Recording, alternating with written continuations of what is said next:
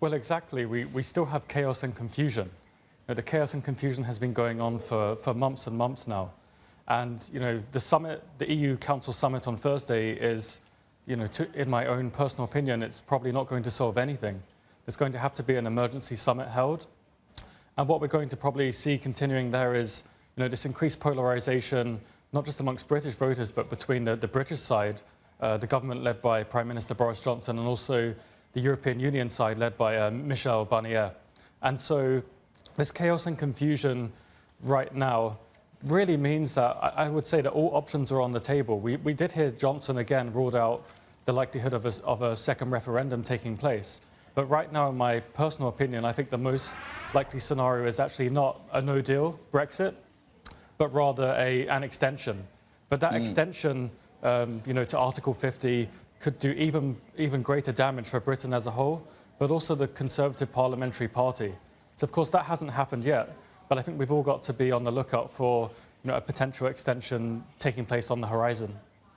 Right. Well, of course, it's legislated that extension that come the end of this week, if there is no deal, then the Prime Minister does have to seek an extension out to January 31. But what is 3 more months going to do? Parliament has not been able to come up with a scenario that's acceptable, not only to the EU, but also to all of the members sitting in Westminster. So will we see a general election, do you think, in November, as some are suggesting? Is that the only way to break the impasse?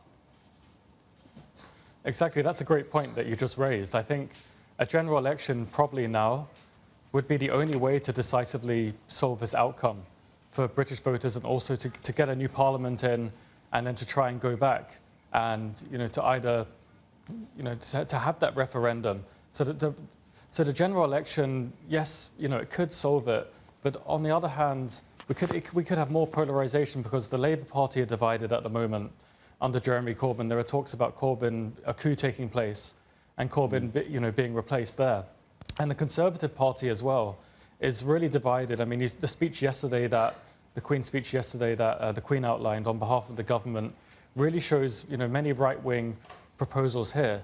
So the extension is problematic because, in 3 months' time, we could have the same situation that we've had for pretty much the last year with a zombie government and, no chance of breaking the political deadlock. And I think the Conservative Party have to be incredibly careful, especially what happens over the next week or so, because they could hemorrhage votes to the Brexit Party under Nigel Farage. And so this could also be seen as a stab in the back to their voters, to the wider parliamentary party.